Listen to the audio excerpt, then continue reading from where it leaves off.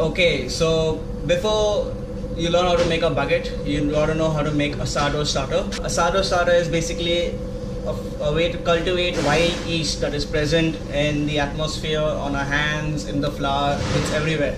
So ancient Egyptians used to use wild yeast to ferment their dough, and that's how leavened bread was formed. So this was thousands of years ago, before commercial yeast was present, the fresh yeast and the active yeast that you get in stores nowadays. Now to make a sourdough starter, you just got to mix flour and water in an equal quantity, and that's about it. You leave it for a day and it's just going to start bubbling and frothing. That's the magic that's happening. The yeast is eating the sugar, which is its food, that it gets from the flour, and it produces carbon dioxide and alcohol. So that's the smell that you get from the starter, that wine kind of smell.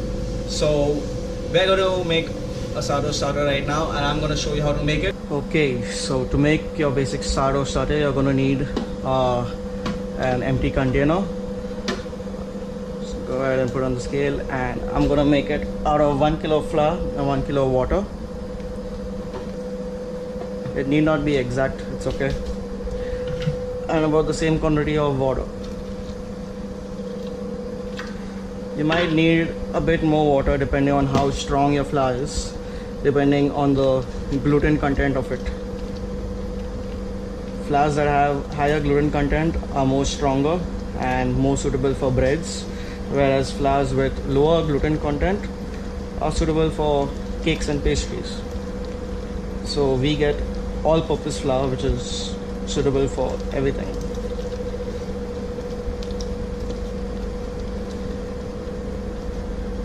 So it's starting to thicken now a bit. I'm gonna add more water to it because I want it a little bit smooth, not exactly like a dough, but more like a batter.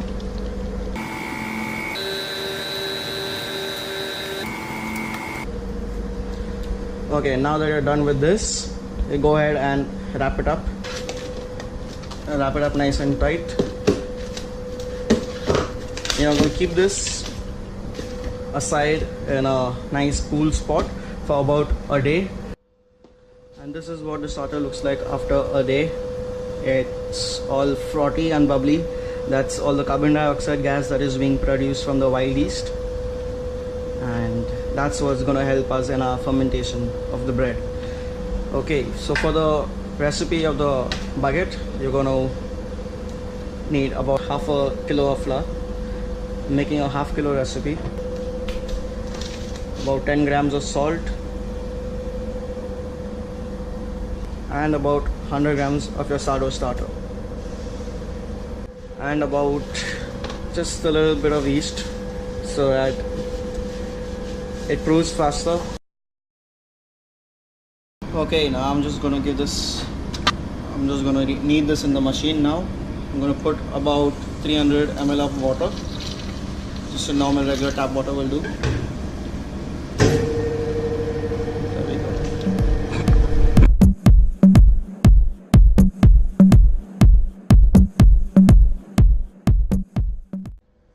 Okay, so now this is what your dough is gonna look like. It's gonna be a little sticky, so you can use some oil to handle it. I'm just gonna leave this dough over here for about half an hour.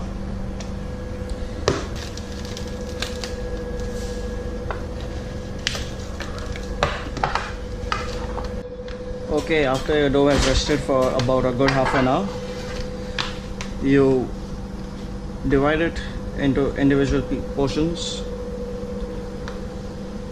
I take about 350 grams. Okay, so just make these into tiny hot dogs, kind of long kind of things, and keep it for a rest.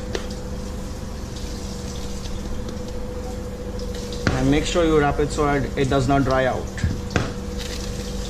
because you don't want that skin forming on it.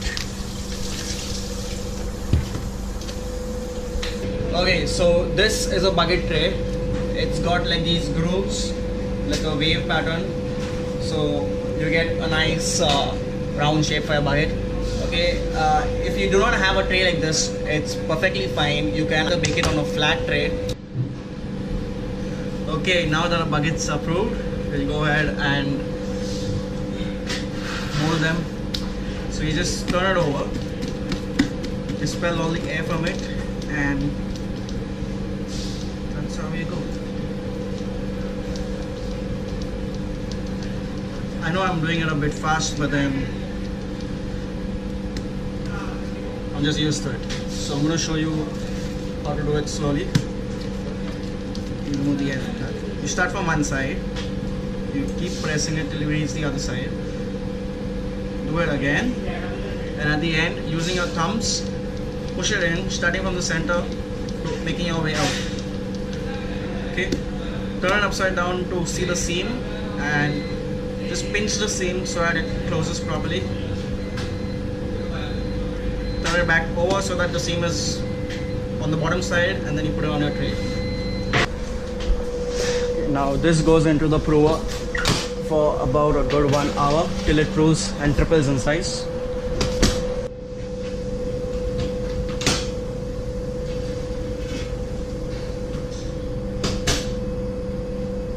So there you go. The bucket is like really huge now. It has proved, and it's time to score it. Scoring is basically making slits on the bucket so that the gas, the steam can escape from it. I'm gonna use a saw knife for scoring.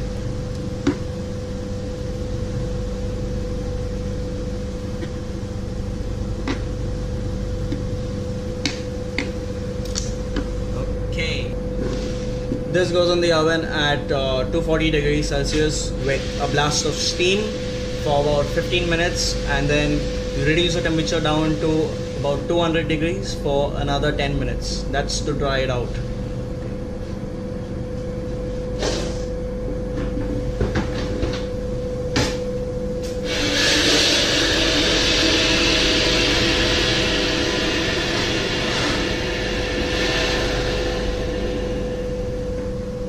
So yeah, even if you don't have a steam function in your oven at home, that's quite okay.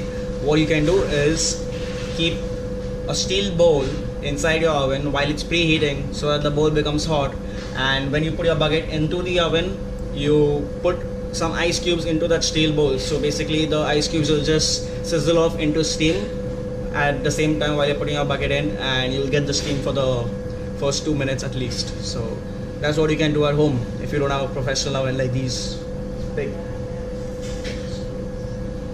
And yeah, the prover. If you don't have a prover at home, what you can do is keep it in a box or a carton, like a box. So you keep it inside so that there's no air going in, and from time to time take a spray, like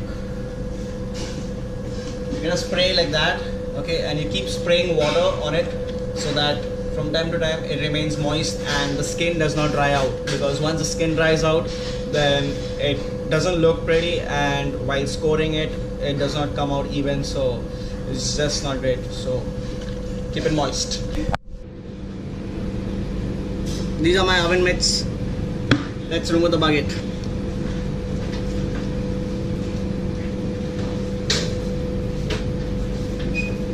Look at that. Oops. Let's do that again. Look at that. Woo! That's a bucket. So, what do you guys think? Now you know how to make a bucket. So if you learned something new today, make sure you like this video and subscribe.